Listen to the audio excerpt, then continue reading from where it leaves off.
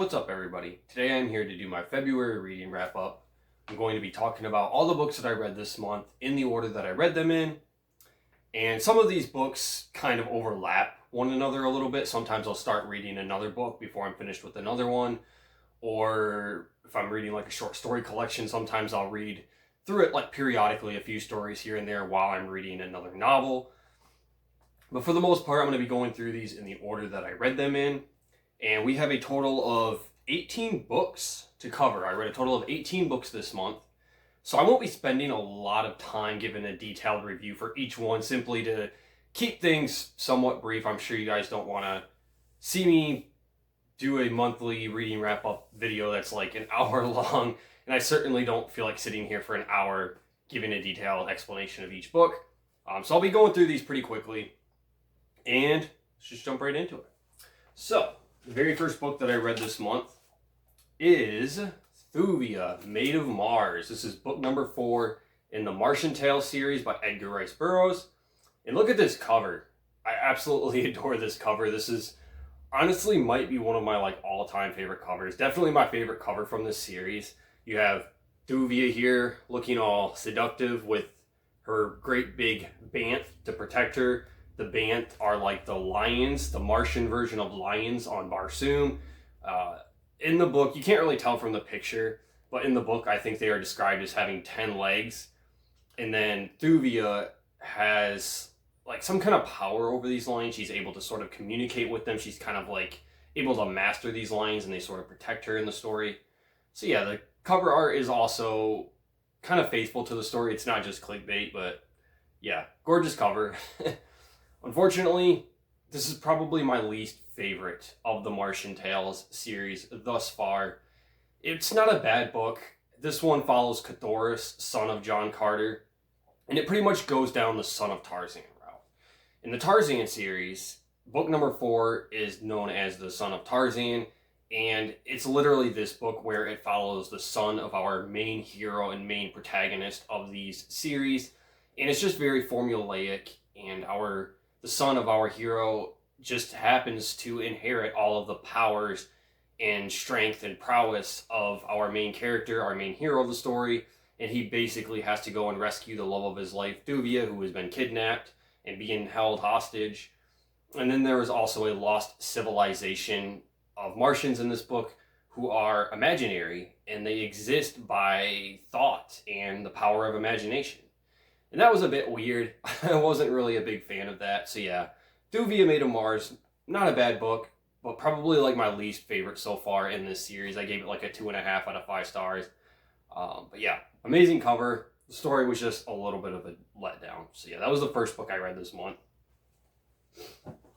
Then the second book that I read this month is from the Goosebumps Slappy World series. And this one is Diary of a Dummy.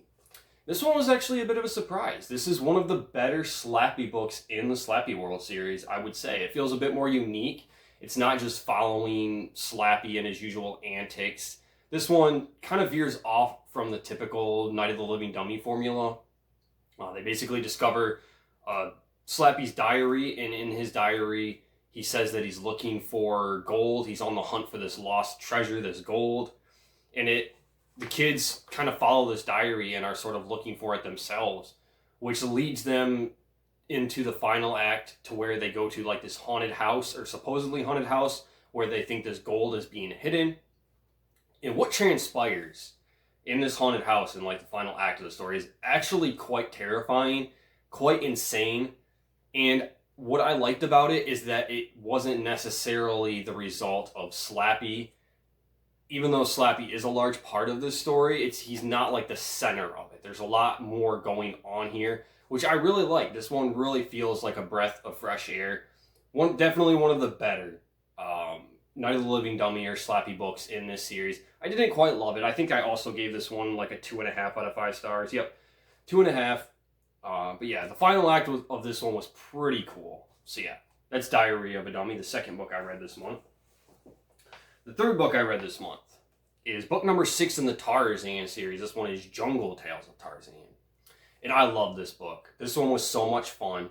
So this one is actually kind of like a prequel. This one is a collection of short stories that take place during the events of the first Tarzan book. Basically, when Tarzan is growing up as a boy and a teenager in the jungle. And even though it's a collection of short stories, they are in chronological order and they are connected in some way. It almost reads basically like a novel. It's just the chapters are sort of split up a little bit more and there's some time jumps in between them. And this is definitely one of my favorite Tarzan books that I've read so far in the series. With my favorite stories in here being the ones about the witch doctor. Those were really cool. I really enjoyed those ones. And one of them was actually really funny. I don't know if it was intentionally funny or not, or unintentional, but yeah, if you've read these, you'll know what I'm talking about. The witch doctor stories in here were fantastic. And this was a really good book. What did I rate this one? Like a 3.5 out of 5 stars. So yeah, Jungle Tales of Tarzan is the third book that I read this month. All right, and then the fourth book I read this month, we have a bit of a classic here, and this is The Halloween Tree by Ray Bradbury. And Ray Bradbury is an author that I've been wanting to read more of. I've read a few of his works so far, and I really have been wanting to read more of this author because he is an author that really inspired and influenced my personal idol, R.L. Stine. And I have liked some of what I've read from him. But this one, I like the story of it, but it kind of is Ray Bradbury's writing style where he's just very overly dense and poetic, and it's just a little bit hard to connect with.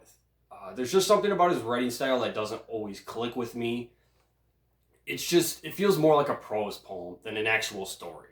It's very dense, and I do like the story being told here, like I said, where you basically have this group of 12-year-old, 13-year-old kids, and they go trick-or-treating, and they discover this character named Mr. Moundshroud, who basically whisks them away through time and space to various places in the past. These kids are basically time traveling with this guy, and he sort of shows them different cultures and histories and period that kind of formed and created Halloween.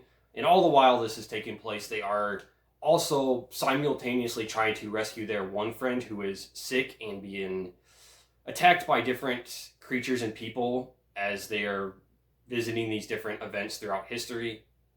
And he is slowly dying kind of, and they have to rescue him. And yeah, I don't know. This one was okay. It's just his writing style is just not my cup of tea. Like I said, it's very, very flowery prose and just sort of dense. And there are some very beautiful descriptions in here and moments of great writing. Ray Bradbury is a very talented author. I'm not saying that he's not in any way, but yeah, the writing is just a little bit too dense for me. I gave this one a 3 out of 5 stars. It was decent. So yeah, The Halloween Tree by Ray Bradbury. Okay, the fifth book that I read this month is a Ghost of Fear Street book. And this one is Hide and Shriek 2. And this is a book or a sequel that I think is actually quite better than the original. I remember not being a real big fan of the first book in the series, or in the first Hide and Shriek book. But this sequel is actually quite enjoyable. I didn't mind it. It wasn't great, wasn't fantastic, but I got quite a bit more enjoyment out of this one than I did the first one. And I gave this one a 2.5 out of 5 stars. So yeah, Hide and Shriek 2. This was a pretty decent Ghost of Fear Street book. So yeah. Okay. Then the next book that I read, the sixth book that I read this month, was... I gotta keep glancing down at my notes here to remember where I'm at. Okay. The sixth book that I read this month, Order of the Phoenix. Book number 5 in the Harry Potter series. Now, this is officially the longest book that I have ever read at about 900 pages. And somehow, I don't know how, but somehow I managed to read this in 4 days. I just powered through this thing. And I will say that this is one of my least favorite of the series so far, simply because it did not need to be 900 pages long. I think this book could have been 700 pages. There's a lot of fat in here that could have been trimmed off. This book is one of the most, scratch that, it is the most slowly paced of all of the Harry Potter books that I've read so far. There's just a lot of fluff in the beginning. Characters spend just pages upon pages talking about mundane things. and even going over, even when they're talking about some more important plot points of the story. And there's just it's really dialogue heavy, and it just feels like a lot of that could have been cut out and paraphrased or summarized. And it was just it wasn't terrible, like, it wasn't a complete slog to get through, but it was just slightly annoying. And then also, one thing that I did not like about this book is Harry Potter in this book. His character is extremely angsty, whiny, he's constantly complaining, and that was also just a little bit grating, and just something that annoyed me a little bit. His character didn't really feel true to himself from what we know about Harry from the previous books. And there are some events that take place that are reasonable and would make sense for Harry to be a little bit upset. And, you know, he is a teenager, so I guess it is understandable somewhat where he's going through this kind of angsty teenager phase in his life. But it is so overdone. It doesn't need to be as heavy as it is with it. And Harry is just kind of a jerk, even to his friends. And there's a lot of parts in this book too where he's yelling and shouting, and there will be lines and lines of dialogue that's all in capital letters, all in caps. And that just felt unnecessary to me, though those parts of the story just really annoyed me. I did not like that at all. I don't like reading just all caps for an entire page of the dialogue. However, even though I have some complaints with this one, and it's one of my least favorites so far, I still really enjoyed it. I still think it's a great book. I'm enjoying reading through this series. And I will say that out of all of the Harry Potter books that I've read so far, I think this one probably had the best final act and climax. Boy, do things get intense in this book within the last 100 pages or so. It gets crazy. Stuff goes down. There's a lot of action. There's some deaths. And yeah, I would say that slow buildup that we get for pretty much the entire first half of this book is worth the final act of this. So yeah, Order of the Phoenix, give it a 4 out of 5 stars. I was aiming for a 3.5 right away, but I'm just decided to round it up to a 4 stars, along with pretty much every other Harry Potter book I've read so far. Didn't quite love it. There's a few things about it that I wasn't a big fan of, but overall, I still had a good time with this, and I look forward to reading the Half-Blood Prince. So yeah. Okay, then the next book that I read this month, book number 7, is Saber-Tooth Tiger. I won't talk about this one much. I did an individual review for it. But in summary, I did not like this. I gave it a 1.5 out of 5 stars. This book honestly kind of sucked. Yeah. Okay. The next book that I read this month, book number 8, we have Fright Night from the Slappy World series.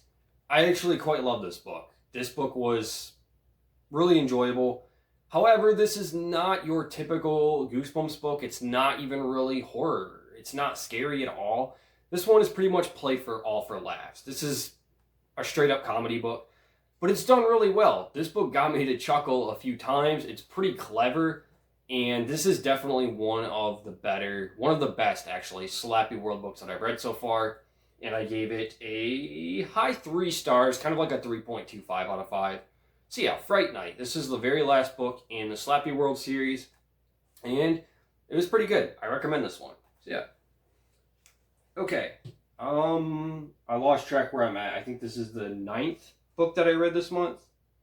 Oh, I missed one. So I'm actually missing the physical copy of it. I'll post a picture somewhere up here on the screen. But I read Mackinac City Mummies by Jonathan Rand from the Michigan Chiller series. And it was just okay. A 2 out of 5 stars. I don't know why I keep reading these, because I'm not a big fan of this series. They're kind of like the Shivers books. They're not really that great, but I continue reading them every once in a while, just for the hell of it. Yeah, I don't know. It wasn't terrible, but not all that memorable either. Yeah, Mackinac City Mummies. Okay, the next book that I read this month, I keep forgetting what number I'm on, so I'm gonna abandon giving you guys what number book I'm on.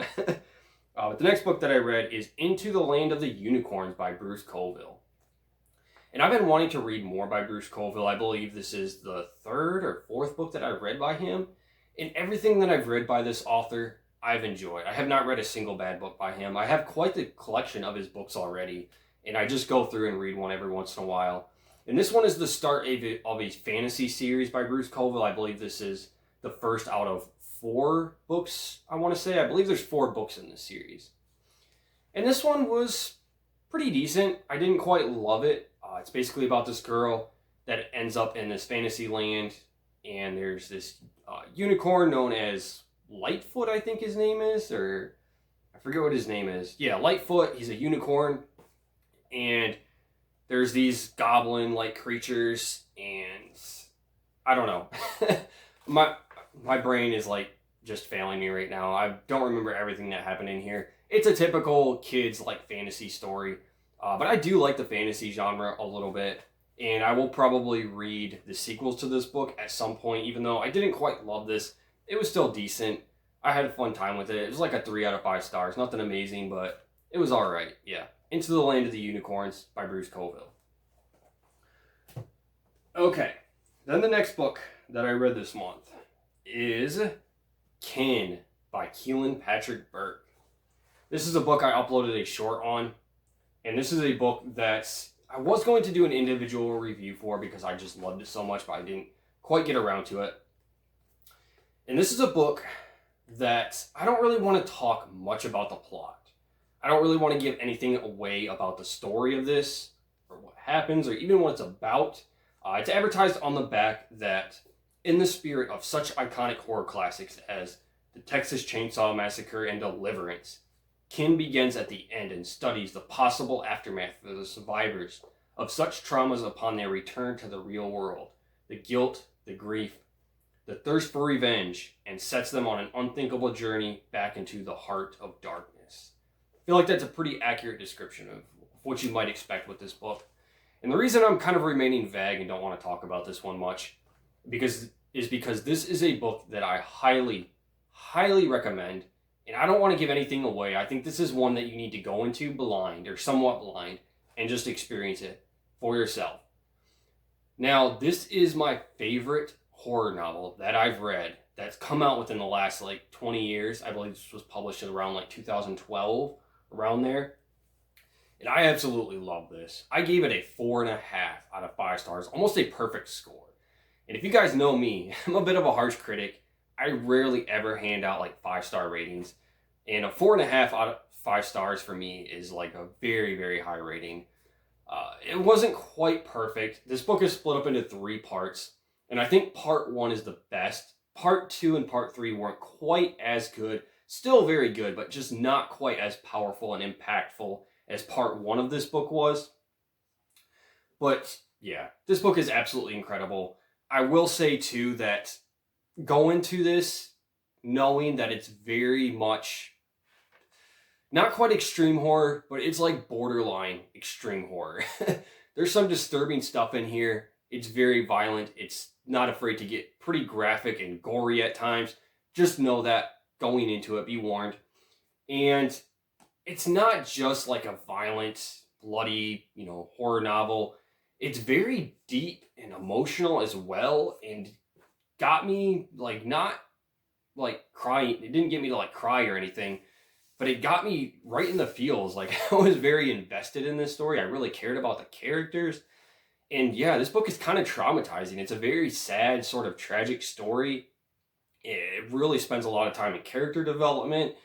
And it's just, yeah, I don't even know what to say about this one. I'm at a loss for words with this book. But I highly recommend it. I think this is one of the best modern day horror novels out there. It might even be one of my favorite horror novels that I've ever read, to be honest. And even though the book advertises itself as being, kind of a throwback to Texas Chainsaw Massacre, Deliverance, those sort of old backwoods horror films, this one is so unique. It puts a completely different, unique spin on that old subgenre of backwoods hillbilly horror, and does something very original with it. It doesn't just feel derivative. And yeah, this book is incredible. The writing in this book is so powerful too. From the very first paragraph of this book, my mouth was literally just hanging open. It is jaw-dropping. Keelan Patrick Burke's writing and prose is just so damn good. I don't even know what to say. I don't know how to describe it. Yeah. This book is incredible. Go read Kin by Keelan Patrick Burke. Okay. The next book that I read this month is The Ghost of Slappy from the Slappy World Series. This book sucked. This is the last Slappy / Night of the Living Dummy book that I had to read for this series. Part of the reason me not liking this one just could be from fatigue, being kind of over the series and sick of seeing Slappy so many times. But I just did not like this one at all. I gave it a 1.5 out of 5 stars. This book sucked. Yeah. Not much to say. Okay, the next book that I read this month is another book from the Martian Tale series. This is book number 5, The Chessmen of Mars. And I enjoyed this one significantly more than Thuvia, Maid of Mars, predecessor to this book. In this one, this book was just so entertaining, honestly. So much like book number 4 followed John Carter's son Cthulhu, in this one, we follow John Carter's daughter, I'm blanking, what's her name? Tara of Helium, John Carter's daughter. And Tara is kind of a spoiled brat in this book because she's essentially a princess and just does whatever she wants to. And she basically decides to go flying in her spaceship across Mars, and she gets caught in this violent and vicious storm and ends up in a lost civilization of Martians. Every single one of these books, there is a new lost civilization of Martians discovered that has somehow gone on Barsoom for, hundreds, thousands of years, undiscovered. And this lost civilization of Martians that she discovers are headless corpses with heads with spider legs that crawl around, and they can crawl up and attach themselves onto these headless corpses and use the bodies as like a means of transportation. And they can detach themselves at any time. And if the body is somehow wounded or killed, the head can detach itself. This book is bonkers. It is absolutely insane, and I loved it. This is definitely one of my favorites of this series so far. And it is a little bit formulaic.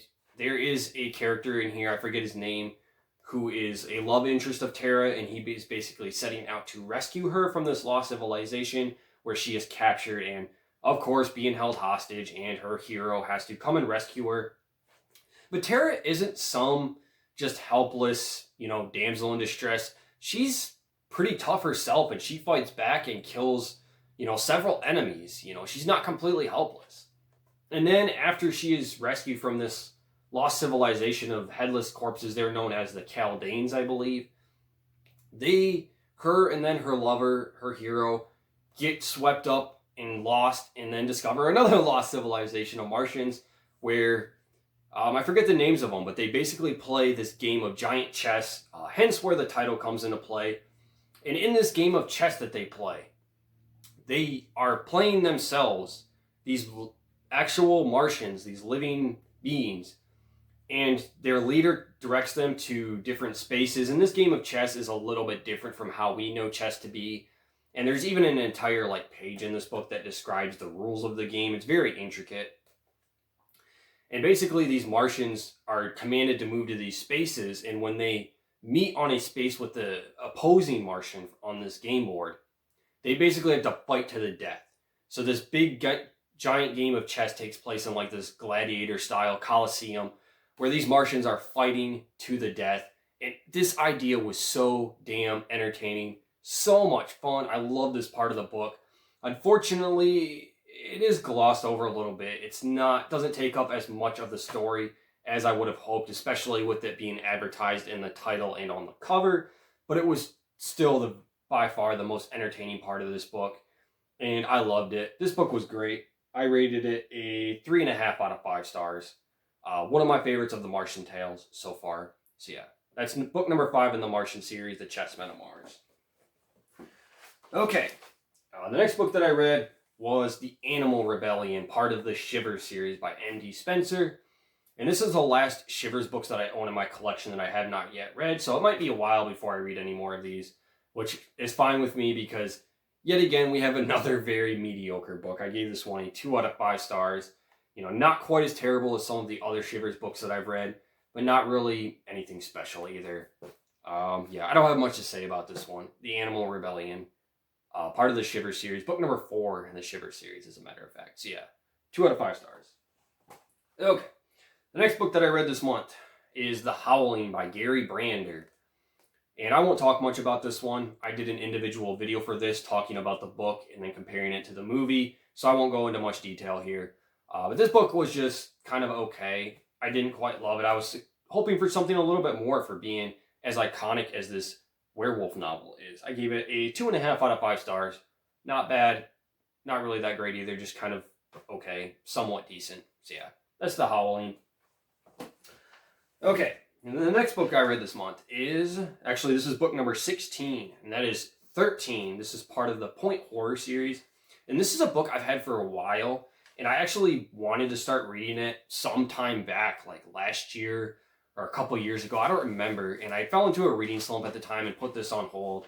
And now, like a year later or whatever, I finally decided to sit down and read this. And this basically collects 13 short stories from all of the authors that have contributed full-length novels to the Point Horror series. And I was pretty excited going into this. And I'm just going to be upfront with you. This book was horrible. I'm not going to try to sugarcoat it. This is one of the worst Point Horror books that I've ever read. I was honestly shocked at how bad this book was. Many of these authors in here are pretty talented. You have R.L. Stine, you have Christopher Pike, you have Diane Ho, A. Bates, who is probably my second favorite Point Horror author behind R.L. Stine. You have a lot of talented authors in here that wrote a lot of children's and YA horror stuff. So why was this book so bad? I honestly don't know. I wish I knew the answer to that myself.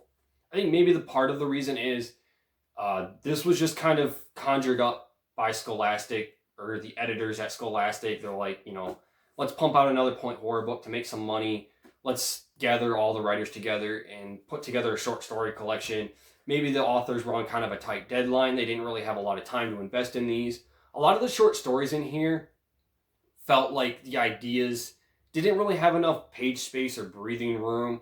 Some of these ideas are a little bit too ambitious, and we just didn't get enough detail or explanation. A lot of the short stories in here are like 10, 15 pages long. And some of the ideas that we did get and premises that some of these authors came up with were just bafflingly just stupid and bad. One of the short stories in here, perhaps my least favorite one, is something like straight out of Twilight. I haven't read the Twilight books or seen the movies, but if I had to guess what they were like, it would be this short story. And the one I'm referring to is called, let me actually see if I can find it real quick. It is, I believe, Blood Kiss by D.E. Atkins. And it's basically about this cute, handsome, mysterious guy at high school that all these girls are sort of swooning and simping over, and they're just in love with him. And this guy basically goes out with all of these girls. He takes them all out on dates, and they guess and speculate that he might possibly be a vampire. I don't even remember how they come to this conclusion or why they think this at first. But then our protagonist, the main character, this girl, she goes out on a date with this guy after all of her friends go out on a date with him. And it turns out at the end we get the twist where he actually is a vampire. And this short story literally ends with these two characters kissing, making out, and like sucking each other's blood. Like they turn it, he turns her into a vampire, and they're like, you know, it's supposed to be like all romantic and kind of spooky at the same time or whatever. I don't know. This short story was abysmal. It was so very bad. I hated it. I gave it a flat 1 out of 5 stars. And that's not the only story in here I gave a 1 out of 5 stars to. Pretty much the entire first half of this book sucked. I hated it. It was painful to get through. I wanted to DNF this. I'll be honest. Now, thankfully, towards the back half of this book, like the last 3 or 4 stories, the quality picks up a little bit. Not a lot, but a little bit. There were a few stories in here towards the end that I gave a 3 out of 5 stars to, which isn't even great, but just like decent, like somewhat good. And those stories that I'm referring to are, let's see here. Dedicated to the One I Love by Diane Ho. I think that might have been the best story in here. That one was decent, like a 3 out of 5 stars. There wasn't a single story in here that I loved. And then another one, the very last story in this collection, The Boy Next Door by Ellen Emerson White.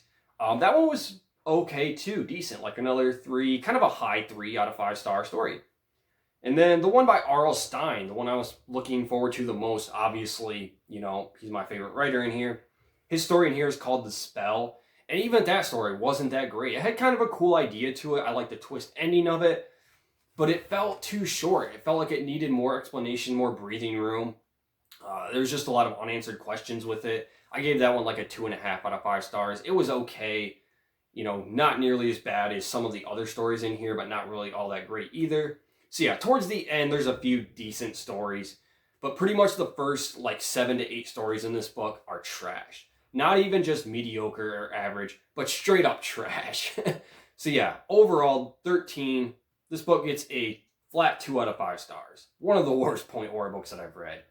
I don't know how this book could have been so terrible, but it was. I don't recommend this. Okay. The next book that I read this month, book number 17, I'll post a picture of it somewhere up here on the screen, and it is Bitter Wind by Wayne Overholser. And this is an old Western novel, and I enjoy reading Westerns every once in a while. And this one is one that I've had for a little while now and just decided to read it on impulse. And it was okay. It wasn't really what I expected. You know, usually Westerns are centered on action and suspense, and there's a lot of gunfighting and shootouts in these. This one really wasn't all that action-packed. This one more is the life story of our protagonist. It's told in first person, and it starts out with a decent action sequence to where you have our protagonist kill this guy in a bar in a shootout, and it turns out that the townsfolk tell our protagonist that this guy he killed is part of a large family, and his family's going to come after him for revenge, and he needs to get the hell out of town before these guys come after him. So he starts to leave for town. He has all these guys chasing after him for revenge, the family members of this guy he killed, and then he has some character come to his rescue and kind of help him defeat these guys. And these two characters sort of become friends, and then from there the story just turns into a really long, just kind of life story of our main character. There's a lot of time jumps. There's this girl he falls in love with. He becomes friends with this guy. And then this girl he falls in love with happens to be kind of together with this guy he's friends with. There's a lot of drama. And yeah, I don't know. It wasn't really what I expected. It wasn't terrible. Let's see, what did I rate it? Like a 2.25 out of 5. It was okay. I didn't mind reading it, but it's not a book I'll ever read again. Just a little bit of a letdown, not exactly what I was expecting. So yeah, Bitter Wind by Wayne Overholser. That was the 17th book that I read this month.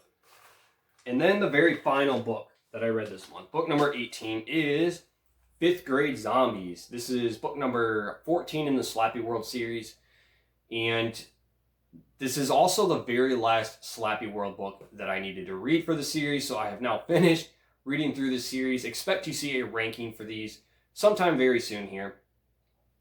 And I will say that I loved the first, maybe not quite loved, I really enjoyed the first half of this book.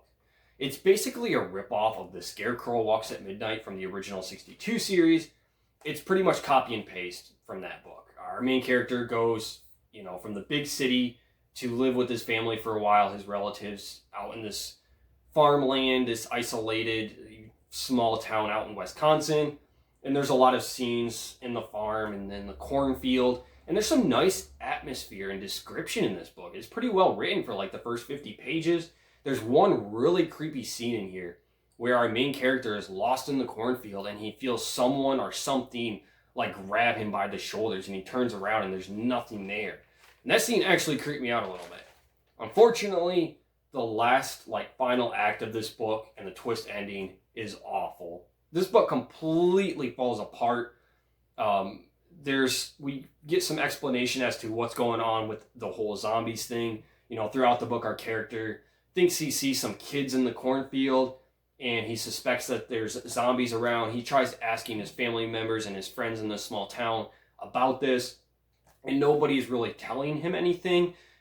It's clear that they kind of know what's going on, but they're keeping it secret from him. They don't want to tell him what's going on, so he has to kind of just figure things out for himself. And then finally, towards the end, we get some answers. And the answers that we do get are not satisfying at all. All they do is just raise even more questions. There's just a lot of crap that doesn't make sense in here. And then the twist ending to this book is so stupid. One of the worst twist endings in all of Slappy World. It is awful. yeah, the last 30 pages of this book just crap the bed. It sucks. So yeah, good first half, god awful second half. Overall, I gave Fifth Grade Zombies a flat 2 out of 5 stars. And yeah, that is the final book I read this month. The very last book I needed to read in the Slappy World series. So I will be posting a ranking of this sometime soon of this series. Okay, that is all 18 books that I read this month. Hopefully this video wasn't too long. I don't normally plan ahead. I am kind of a mood impulse reader for the most part. But I do have a couple books that on deck that I'm going to be reading next for beginning of March. I'm going to take this like last couple days of February off from reading to take a break so I don't get burned out and watch some movies or something instead. But I already have a couple books lined up. And the first book, I've actually already kind of started. I read the introduction to it. And the book that I'm going to be starting for March is Tales of the Cthulhu Mythos, which is an anthology collection of stories that's, well, they're part of the Cthulhu Mythos. And this is a book that I've really been looking forward to. You actually have a few stories in here by H.P. Lovecraft. And I've already read everything by H.P. Lovecraft. I've read every single one of his stories. But I'm looking forward to reading some of the other ones in here. You have stories in here by Stephen King, Robert Bloch, Brian Lumley, Clark Ashton Smith. And the ones I'm looking forward to reading the most are a couple of stories written by Robert Bloch. The Shambler from the Stars and The Shadow from the Steeple, which are prequels and a sequel, respectively, to H.P. Lovecraft's story, The Haunter of the Dark. So I'll probably be reading those in order and then rereading The Haunter of the Dark. And H.P. Lovecraft was an author that invited other authors to take part in like this universe and these mythos that he created. You know, he wasn't just like copywriting his own fiction and not wanting anybody, you know, to like copy his stuff. No, he invited other authors to be a part of this. And some of these were written at the time H.P. Lovecraft was alive, you know, by some of his friends and peers, such as Robert Bloch. And some of these were written much later after Lovecraft's death and are written much in, like in his kind of style of writing. Like the one Stephen King story in here is one that I've already read. I believe it is Jerusalem's Lot. So yeah, I'm looking forward to reading this. I already started it. I just read the introduction. There's like a 2 or 3 page introduction in here talking a little bit about the content of this book. So yeah, looking forward to this. And then the next book I'm going to be starting at the beginning of March is The Half-Blood Prince. And I'm very much looking forward to this one because I've heard from a lot of people that this is their favorite or one of their top favorite from the series. And it's also much leaner than Order of the Phoenix. Whereas Order of the Phoenix was like 900 pages. This one is only about like 600, a little over 600 pages. So I'm hoping that I'll really enjoy this one. And I'm looking forward to reading it. So yeah, that is everything that I read in February. And those are the 2 books that I'm planning on starting here very soon. And that's it. That's all I have today. If you've read any of the books that I've shown off, feel free to share your thoughts on them down in the comments below. And as always, thank you guys for watching, and I'll see you next time.